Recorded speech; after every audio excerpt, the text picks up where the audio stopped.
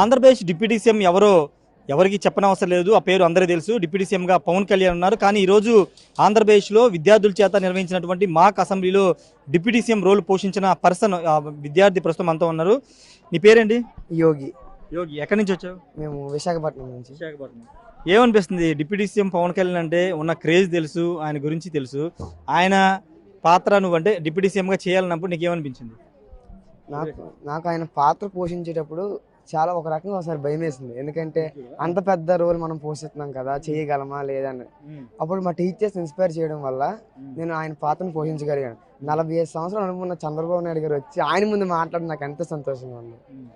అంటే గతంలో అసెంబ్లీలో కానీ లేకపోతే బహిరంగ సభలో పవన్ కళ్యాణ్ మాట్లాడే స్పీచ్లు చూసావా?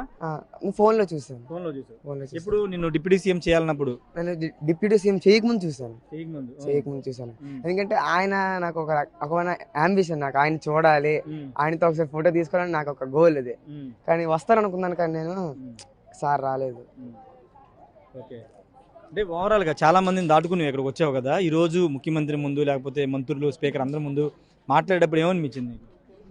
డిప్యూటీ సీఎంగా మాట్లాడినందుకు అంటే చాలా గర్వం వేసింది. అంటే ఇంత కాంపిటీషన్లోని ఇంతమందిలో నియోజకవర్గం మేము వచ్చి మాట్లాడడానికి అంటే చాలా గర్వంగా అనిపించింది. ఎంతమందిలో మేము వచ్చి మాట్లాడడానికి. కాబట్టి ఇంత మాకు చాలా గర్వం వేసింది. మేము మాట్లాడేటప్పుడల్లా మాకు చాలా గర్వంగా అనిపించింది. ఇప్పుడు ఈ అసెంబ్లీ అయిపోయింది. అసెంబ్లీ అంటే నీకు అవగాహన వచ్చింది ఇప్పుడు చేసిన తర్వాత?